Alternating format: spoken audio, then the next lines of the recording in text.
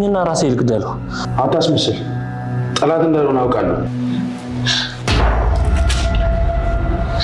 እንዴ ዳኒ፣ ቁጭ በይ እባክህ ይቅር በለው።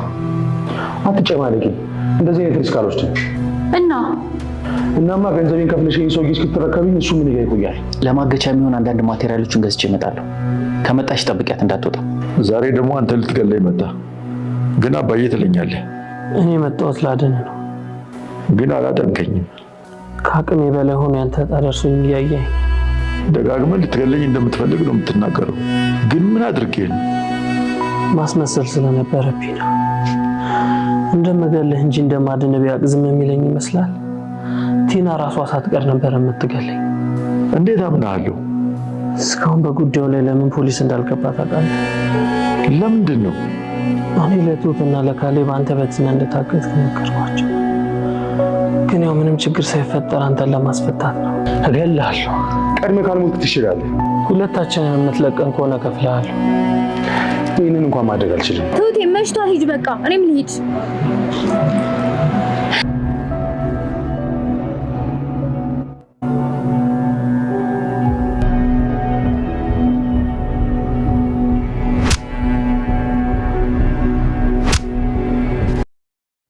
ትሁቴ ያልታሰበ እርምጃ ወሰደች በጋርዱ ላይ።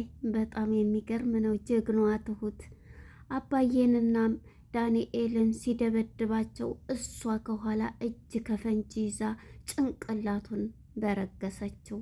ትሁቴ ጀግናዋ ማለት ነው። ዋው ዋው! የዛሬው ፓርት። ሰላም ጤና ይስጥልን ውድና የተከበራችሁ የቻናሌ ቤተሰቦች እንኳን ወደ ቻናል ሰላም መጣችሁ። ዛሬ እንግዲህ ክፍል 41 ትሁት የግፈኛው ሚስትና የሰራተኛዋ ፍጥጫ ትሁት ተለቀቀ። እንግዲህ ወደ ክፍል 40 ስንመለስ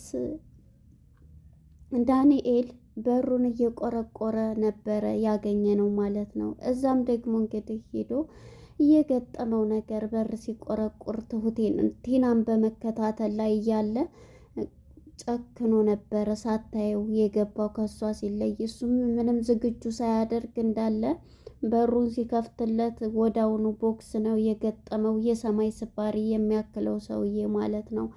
ይህንን ሲያይ ዳኔም ግን ምንም ዝግጁ ሳያደርግ ስለሆነ የሄደው ሊችለው አልቻለም። እሱንም አግቶ አስሮ ሲያሰቃየው ነበረ። እሱም ግን የሰጠው መልስ በጣም እሱን ለመግደል ነው። እባክህን ጥላቴን እኔው ነኝ የምገለው፣ አንተ ምንም ነገር እንዳታረግ እያለው ነበርና አንተ የማነህና ነው በማለት አሁንም እሱን ጠቅልሎ ፊቱን ጨፍኖ የቲና ፍቅረኛ ነኝ፣ እኔም ደግሞ ጥላቴ ስለሆነ እኔ ነኝ መግደልም ሆነ መሰዋት ያለብኝ እኔ ዳንኤል እንጂ አንተ አታደርገውም፣ አንተ ቤተሰቡ እንዳልሆንክ በምን አውቄ ነው አባዬን እኔ ነኝ በሚለው ሰዓት አየህ ቤተሰቡ ስለሆንክ አባዬ ትለዋለህ እያለ ነበረ ጋርዱም። ይሄን የሰማው እንግዲህ አባዬ ራሱ ግራ በመጋባት ነውና፣ ምክንያቱም እገለዋለሁ እኔ ነኝ ጥላቴንም እገለው ስላለ በጣም እንትን ብሏል። ከዚህም የተነሳ እሱንም በቦክስም በእንትንም አንተ እንዳውም ሽንታም ነህ፣ አስሮ መደብደብ ይሄ ወንድነት አይደለም እያለ ነበረ። ዳንኤልም ሲሰርብ የነበረው አንተ አፍህን ብትሳደብም ምንም አታመጣ ለፍልፍ እያለው ነበረ ጋርዱም ማለት ነው፣ የሰማይ ስባሪው። ዳኒም እንግዲህ እየለፈለፈ እያለ እንግዲህ የእሷ ፍቅረኛ ነኝ እያልኩ ነው ቢለውም እሱ ግን ሊሰማው አልቻለም ማለት ነው። ይህንን እያለው ሳለ ማን ነው ወደ ትሁት ጋር ስንመጣ እንግዲህ ቲና ቤት መታለች። ካሌብም እሷን አግታለሁ እያለ እየፎከረ ይገኛል። በዚህም ጊዜ እንግዲህ ትሁት እባክህን ተረጋጋ፣ አሁን እንዴት ስለው በቃ እሷን ስናግታት እሷን አዘጋጅልኝ ክላስ እሷን ስናግታት ምክንያቱም መደራደሪያ ብለው ብር ይጠይቃሉ እያለ ነበረ። አባዬን አንድ ነገር እንዳያደርጉት እያለ እሷ ግን በማሰብ በጭንቀት ውስጥ ትገኛለች። ትሁት የእጅ ስራዋን ሰርታ ቲና ትመጣለች ምንም እንዳልተፈጠረ። ምንድን ነው ዛሬ ቤት ሁላ ድብር ትብላለች። አባዬ ነዋ፣ ስለ አባዬ ነገር አንቺ ምንም ነገር እንትን አይልሽ እያለቻት ነበረ። እሱም እያላት ነበር አላወቅሽም? እኔ ይመስለኛል አባዬ ጸበል ሂዶ ነው የሚሆነው፣ በቃ ጸበል ቦታ ሂዶ ነው እያለች ነበር። አንዳንዴ እኮ የእምነት ቦታዎች ዝም ብሎ ሳይነገር እዛው ቦታ የፈውስም ቦታ ስለሆነ እዛው ይካሄዳል እያለች ነበረ። ቦታውን ሁሉ ስታስመስል ስታዘጋጅ የነበረችው ቲና፣ የማታፍረው ቲና ማለት ነው።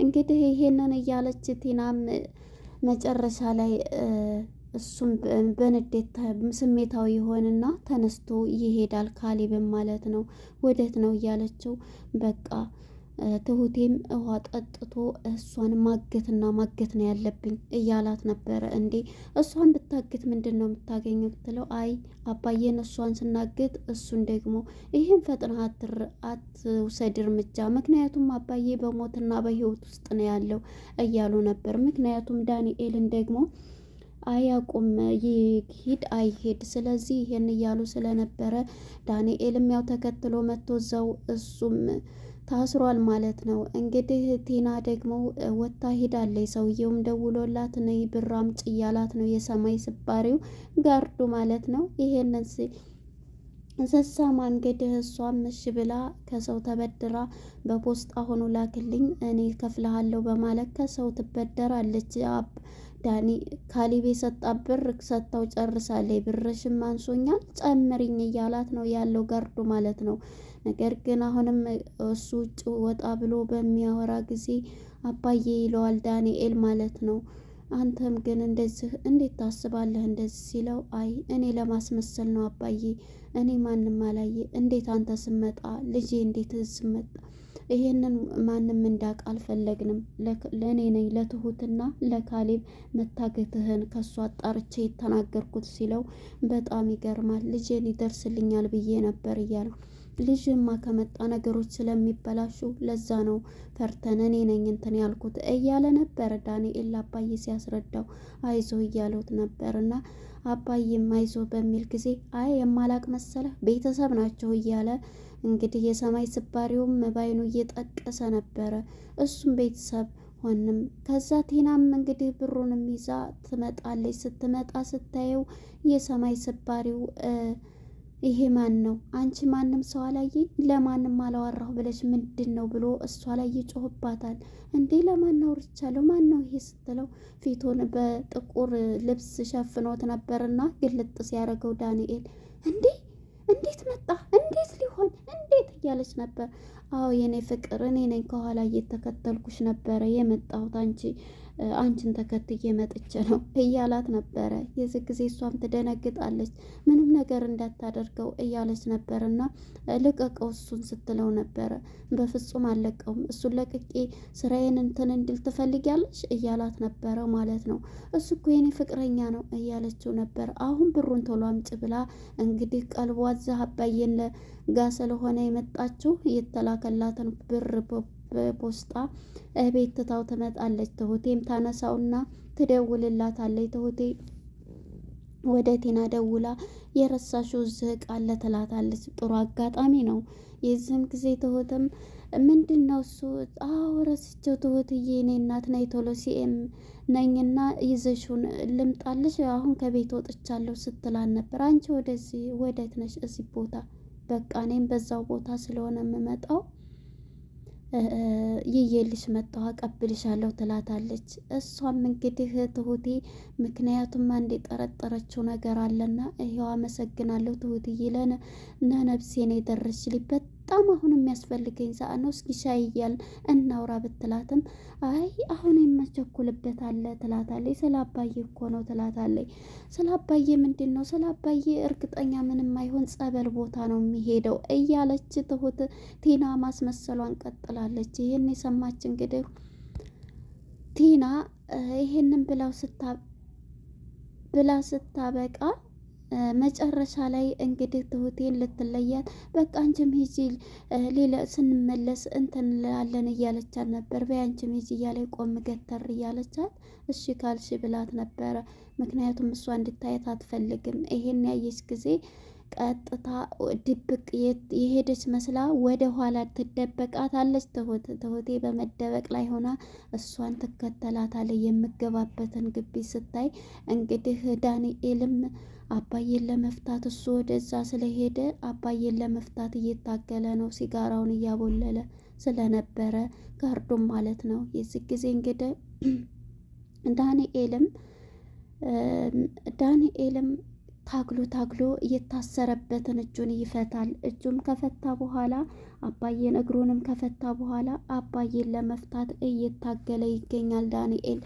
ይሄንን ፈቶ ሲጨርስ እንግዲህ የሰማይ ስባሪውን አባዬም ልጄ አሁን በምኑ ልንወጣ ነው እንደዚህ እንትን የምትለው እያለው ነበር። አባዬ ይሄ የመጨረሻ እርምጃችን ነው። መጀመሪያ ግን ብሎት ነበረ ዳንኤል እባክህን ብር እንስጥህ የምትፈልገውን ክፈል እናውጣ ይለዋል። እኔ ለአንድ ሰው ብያል ከለቀቀን ሁለታችንን ብቻ ልቀቀን፣ ሁለታችንን የምትፈልገውን ሁሉ ብር ልስጥህ ይለዋል። ልጄ ተው እሱ እኮ በፊት ጀምሬ ብየው ለምኘው እምቢ ብሎኛል፣ ተው አትርከም ይለዋል ዳንኤልም። ይህም በሚለው ጊዜ ቤተሰብ ናቸው እያለ ይናደዳል። የሰማይ ስባሪው አጋቹ ማለት ነው። ይሄም ባለውም ሰዓት እንግዲህ ዳንኤልም ከለቀቃችሁኝ አብራችሁ ከለቀቃችሁን ሁለታችንንም ልቀቁን በማለት ነበረ ይሄንን ሲለው የነበረው። ይህ ሰማይ ስባሪውም ጭራሽም ሁለታችሁን እምለቅኔ ጅል ነኝ እንዴ አባዬም በሚለው ሰዓት ደግሞ እንደምንወጣ ምንም እንደማንሆን ሙሉ ተስፋ አለኝ እያለ ነበር ዳንኤልም። እኔም እንደዛ ነው ውስጤ የሚሰማኝ እያሉ ነበር ሁለታቸውም ይሄን ወሬ እያወሩ ያሉት። እንደዚህ ስትፈላሰፉ እንደዚህ ስትሆኑ ቤተሰብ አንድ ናችሁ እያለ በንዴት ይገኛል።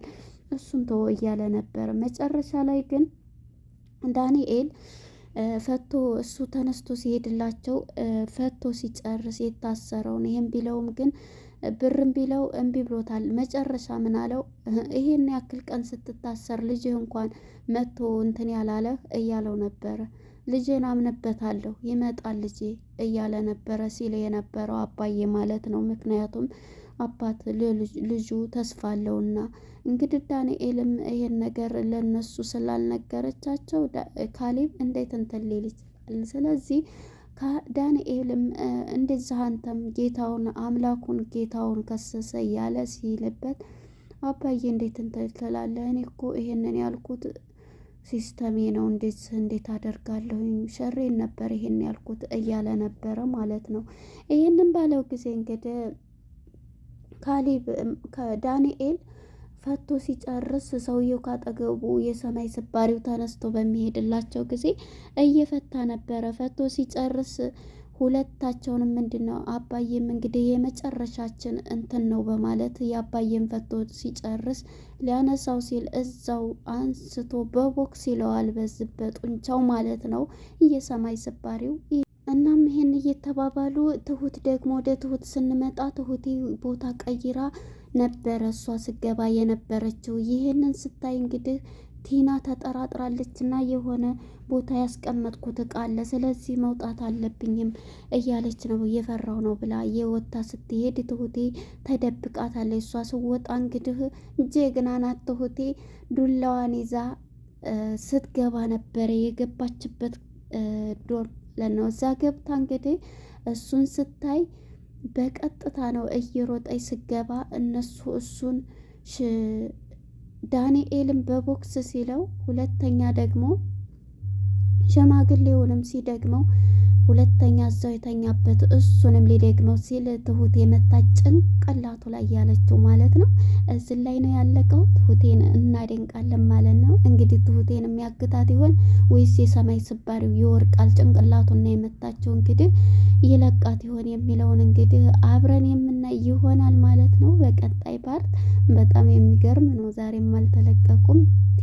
ትሁት ቲና የስራሽን ማለት ነው። ትሁቴ የትሁት አድናቂዎች ላይክ አድርጉ።